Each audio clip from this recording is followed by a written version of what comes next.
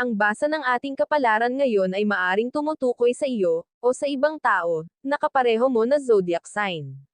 Ito ay isang simpleng gabay po lamang. Tanging ang Panginoon lamang ang siyang nakakaalam sa magaganap sa ating buhay.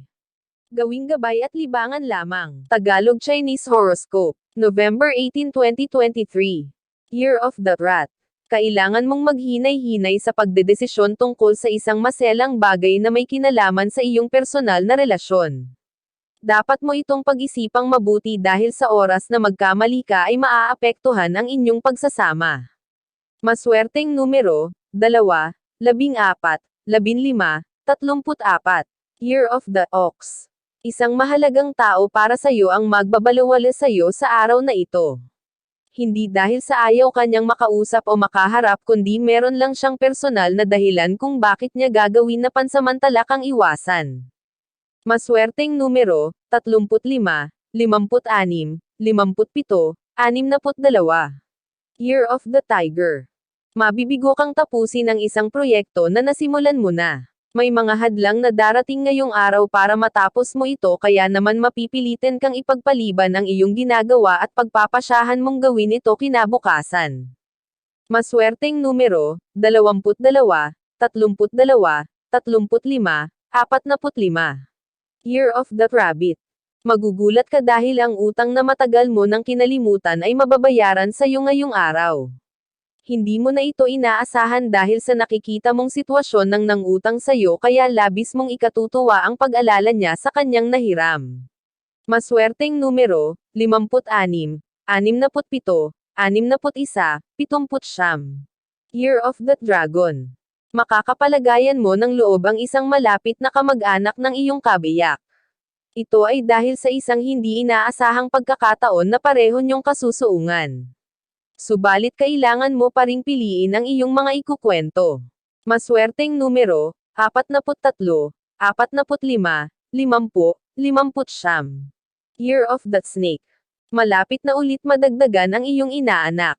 Bawal ang tumanggi sa oras na ikaw ay kuhanin dahil ang pag-aanak ay isang biyaya na kailangan mong tanggapin at yakapin sa puso mo. Isang dating kaibigan ang kukuha sa'yo. Maswerteng numero, 4, 11, 30, 51. Year of the Horse. Kukulanggan ang oras mo para sa pagpe-prepare sa isang nalalapit na event. Kaya naman manggangarag ka ng husto. Kung kulang pa ang mga nakakatulong mo sa pag-aayos ay huwag magdalawang isip na maghanap pa ng iba.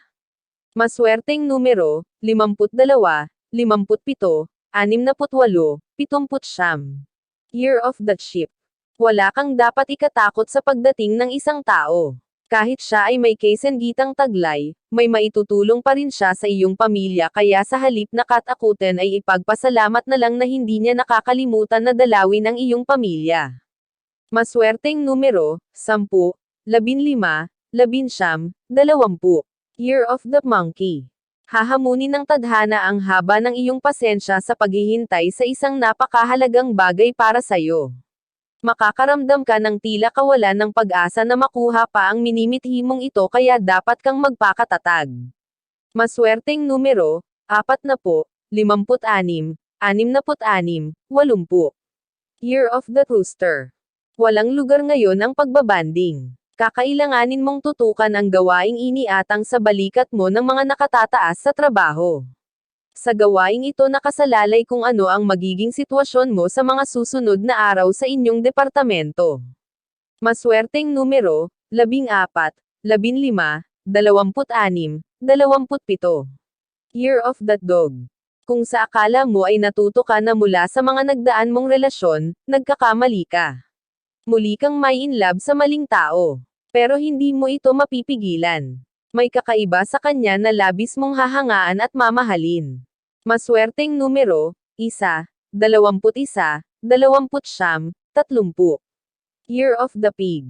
Masaya ang araw na ito dahil hindi mo inaasahan ang swerteng tatamasahin mo sa iyong negosyo. May lucky charm ka sa paligid na hindi mo napapansin. Ay enjoy mo lang ang bawat oras sa magandang maghapon na lilipas. Maswerteng numero, 6, 20, 29, 30. Iyan ang Tagalog Chinese Horoscope. November 18, 2023. Maraming salamat.